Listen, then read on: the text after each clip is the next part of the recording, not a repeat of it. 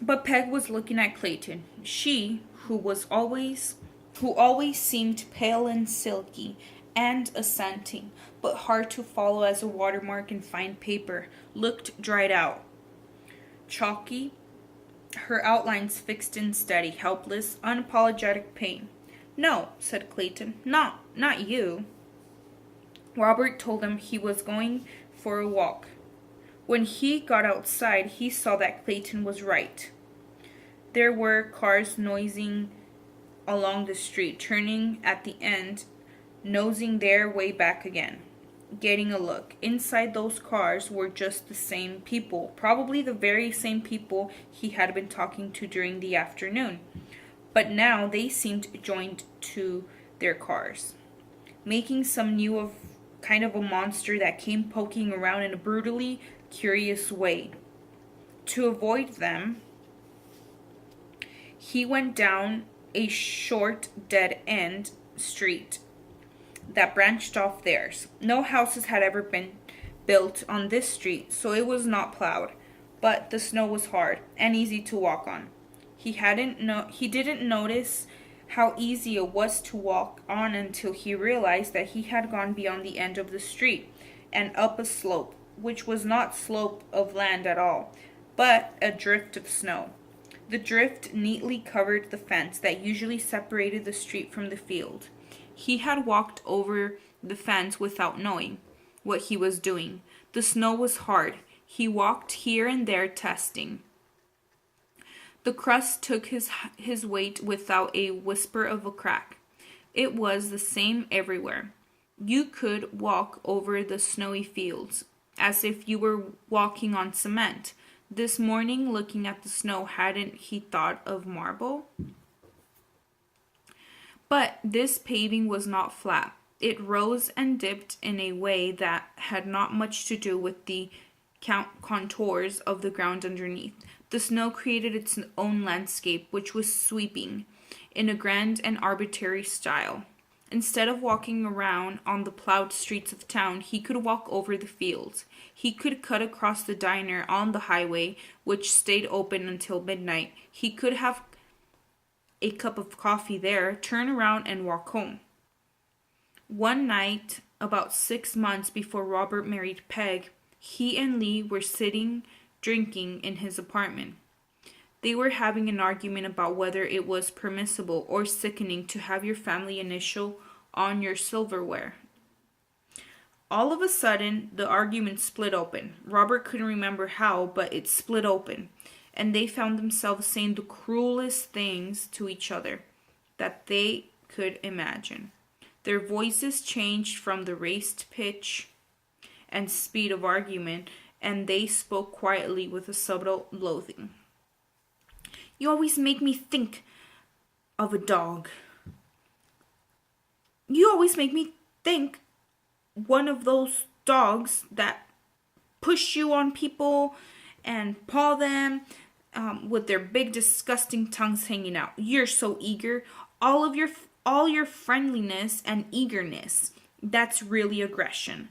I'm not the only one who thinks this about you. A lot of people avoid you. They can't stand you. You'd be surprised. You'd push and paw in that eager, pathetic way. But you have a calculating look. That's why I don't care if I hurt you." "Maybe I should tell you one of the things I don't like then," said Robert, reasonably. "It's the way you laugh. On the phone particularly. You laugh at the end of practically every sentence. I used to think it was a nervous tic, but it always annoyed me. And I've figured out why. You're always telling somebody about what a raw deal you're getting somewhere or some unkind thing a person said to you. That's about 2/3 of your horrendously boring, self-centered conversation. And then you laugh. Ha ha. You can take it. You don't expect anything better. That laugh is sick." After some more of this, they started to laugh themselves, Robert and Lee, but it was not the laughter of breakthrough into reconciliation. They did not fall upon each other in relief, crying, "What rot. I didn't mean it." "Did you mean it?" No, of course not. Of course I didn't mean it. They laughed in recognition of their extremity, just as they might have laughed at another time.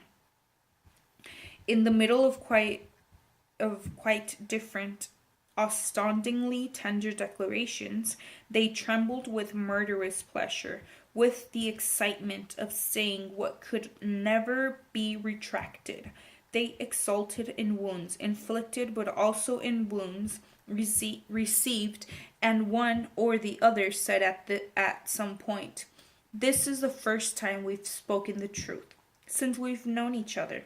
For even things that came to them, more or less on the spur of the moment, seemed the most urgent truths that had been hardening for a long time and pushing to get out. It wasn't so far from laughing to making love, which they did, all with no retraction.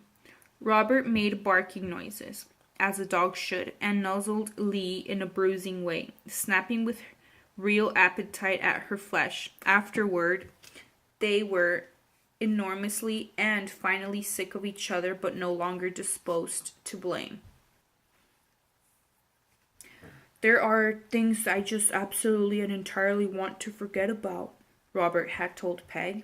He talked to her about cutting his looses, abandoning old bad habits, old deceptions and self-deceptions, mistaken notions about life and about himself. He said that he had been an emotional spendthrift, had thrown himself into hopelessness and painful entanglements as a way of avoiding anything that had normal possibilities. That was all experiment and posturing rejection of the ordinary, decent contracts of life. So he said to her, errors of avoidance when he had thought he was running risks and getting intense experiences. Errors of avoidance that I mistook for errors of passion, he said, then thought that he sounded pretentious when he was actually sweating with sincerity, with the effort and the relief. In return, Peg gave him facts. We lived with Dave's parents. There was never enough hot water for the baby's wash. Finally, we got out and came to town, and we lived beside the car wash. Dave was only with us weekends then. It was very noisy, especially at night. Then Dave got another job. He went up north and rented this place. Errors of avoidance, errors of passion, she didn't say.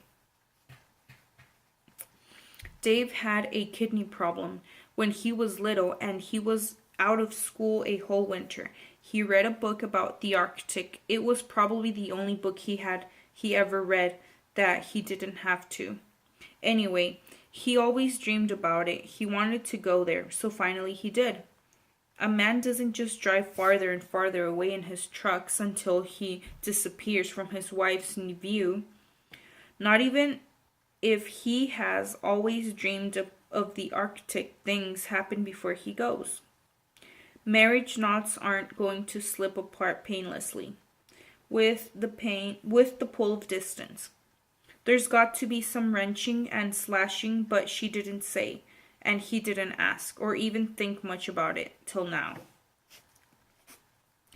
He walked very quickly over the snow crust, and when he reached the diner, he found that he didn't want to go in yet. He would cross the highway and walk a little farther, then go into the diner to get warmed up on his way home. But by the time he was on his way home, the police car that was parked at the diner out to be gone. The night constable was there now, taking his break. This was not the same man Robert had seen and listened to when he dropped in on his way home from Kinally. This man would not have seen anything firsthand. He hadn't talked to Peg, nevertheless he would be talking about it. Everybody in the diner would be talking about it, going over the same scene and the same questions, the possibilities. No blame to them. When they saw Robert, they would want to know how Peg was. There was one thing he was going to ask her. Just before Clayton came in, at least, he was turning the question over in his mind, wondering if it could be all right to ask her. A discrepancy, a detail in the midst of so many abnormal details. And now, he knew it wouldn't be all right. It would never be all right. It would have nothing to do with him. One discrepancy, one detail, one lie that would never have anything to do with him. Walking on this magic surface, he did not grow tired. He grew lighter, if anything. He was taking himself farther and farther away from town, although for a while he didn't realize this.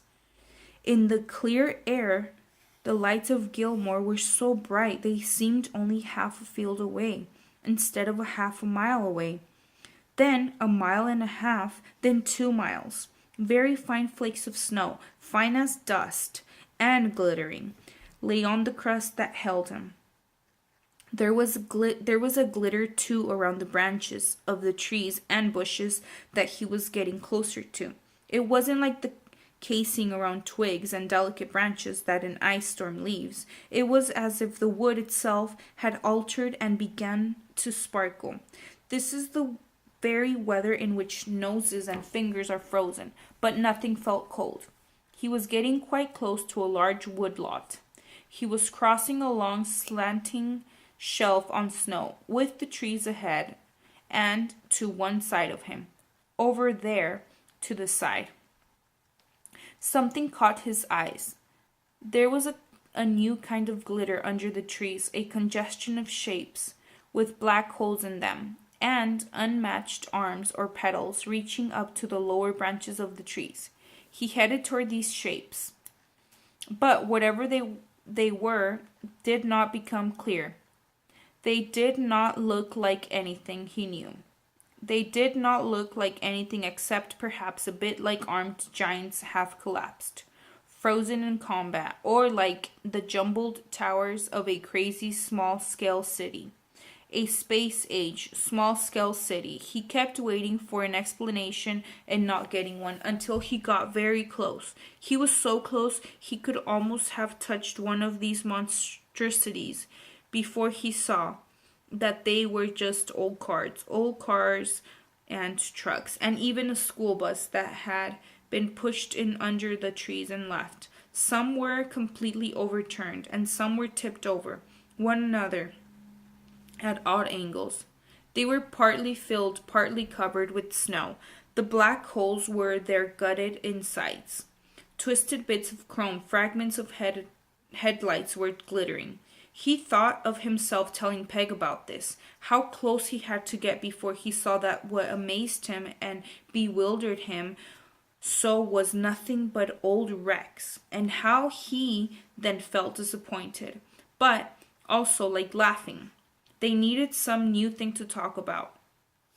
Now he felt more like going home. At noon, when the constable in the diner was giving his account, he had described how the force of the shot threw Walter Weevil backward.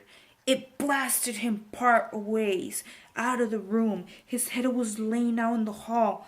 What was left of it was lying out in the hall. Not a leg. Not the indicative leg. Whole and decent in its trousers. The shod foot. That was not what anybody turning at the top of the stairs would see and would have to step through, in order to go into the bedroom and look at the rest of what was there. The end.